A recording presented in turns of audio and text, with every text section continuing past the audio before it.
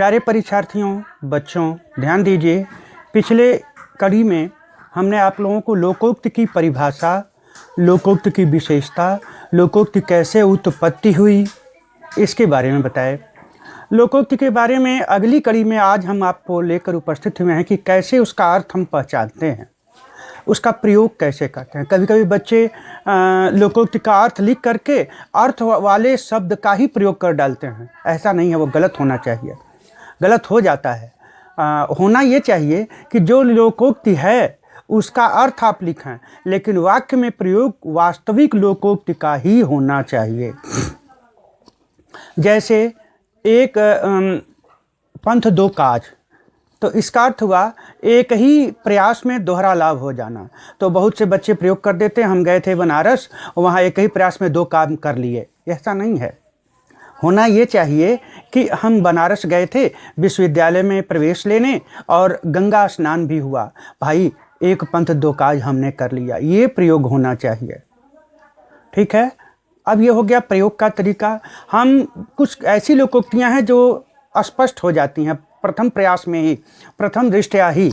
लेकिन जो है कि कुछ ऐसी लोकोक्तियाँ होती हैं जिनको पहचानने में थोड़ा समय लगता है, एक आध मिनट का, या कभी कभार अगर आप उस शब्द से परिचित नहीं हैं तो एकदम से ही नहीं पहचान पाते।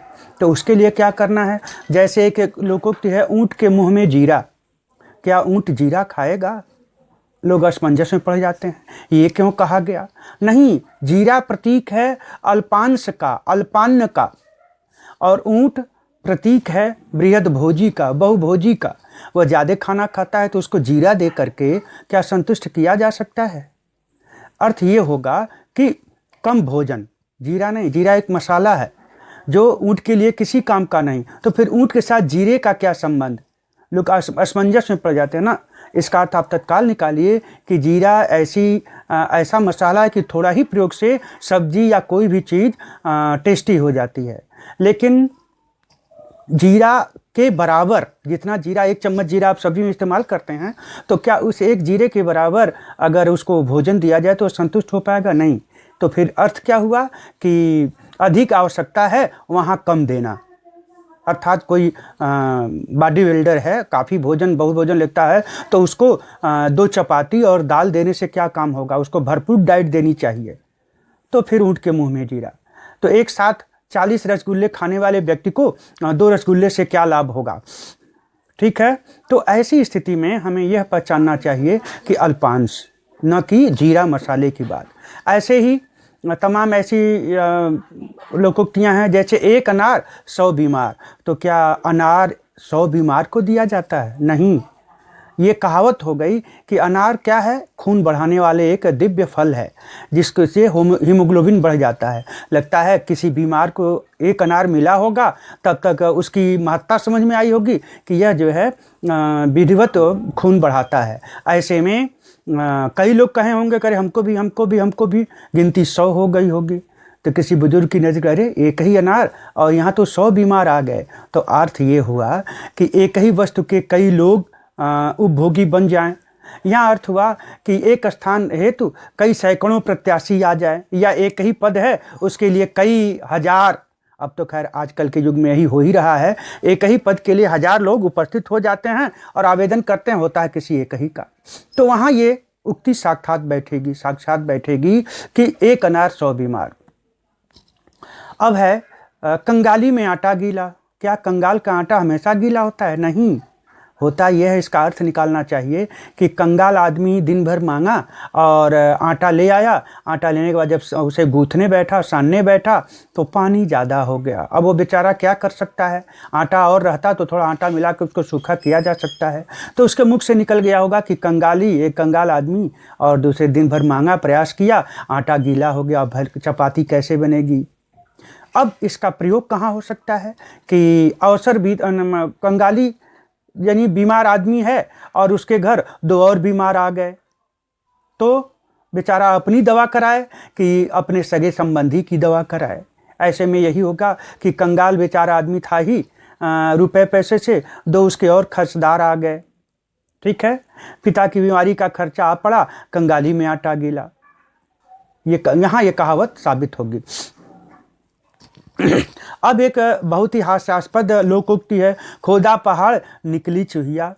तो ये क्या हो गया? ये हो गया कि पहाड़ क्या खोदा जाता है? नहीं। अर्थात पूरे पहाड़ पर एक, हाँ ये जरूर है कि एक चूहिया पहाड़ को खोद सकती है, खोद के खोखला बना सकती है, लेकिन कोई व्यक्ति खोदने जाएगा तो चूहिया क्या करेगी? चूहिया उसे मना थोड़े करेगी। अर्थ यहाँ ये निकला कि अधिक प्रयत्न करने के बाद केवल मिला क्या? एक छोटा सा चूहा। तो प्रयोग होगा कि अधिक अथक प्रयास करने के बाद उसकी कीमत, उसका प्रतिफल बहुत थोड़ा ही मिलना, ये अर्थ निकला। ऐसे ही है घर की मुर्गी दाल बराबर। क्या मुर्गी और दाल बराबर होती है? नहीं।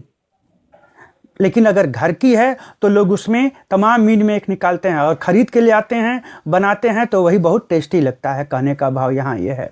घर का भेदी लंका ढावे। आपस की फूट, अर्थ होता है इसका कि आपस की फूट सबसे खतरनाक होती है।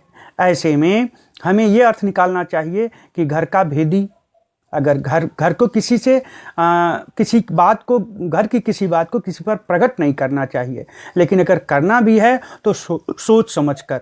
ऐसे में इस तरह से हम अर्थ निकालेंगे कि घर का भेदी ही बहुत कुछ कर सकता है। जैसे विभीषण ने एक राज बताकर कि रावण की नाभि में अमृत है, राम ने उसका वध कर डाला, लंका विनष्ट हो गई, इसका यह अर्थ होता है। ऐसे ही हम चमड़ी जाए पर दमड़ी न जाए। चमड़ी अर्थात फोड़ा फुंसी हुआ है और दमड़ी कहते हैं दाम को, रुपया को। पहले रुपया शेरशाह सूरी के ज़माने से इस टके का नाम रुपया हो गया और आज भी चलता है, लेकिन शेरशाह सूरी से पहले उसको टका कहते थे, दमड़ी कहते थे, अधेली चवन्नी कहते थे, आदि आदि। तो दमड़ी से तात्पर्य दाम, जान चली जाए लेकिन हम दवा नहीं कराएंगे, अर्थ ये निकला। ऐसे ही तमाम लोकोक्तियों के अर्थ निकलते चले जाते हैं। फिर अगली कड़ी में हम कुछ और कठिन लोकोक्तियों का अर्थ बताते हुए सारी लोकोक्तियों की विशेषताओं पर हम सूक्ष्म में अंतर बताते चले जाएंगे। धन्यवाद। आप हमें हमारा उत्साहवर्धन करते रहें। धन्यवाद। मातरम।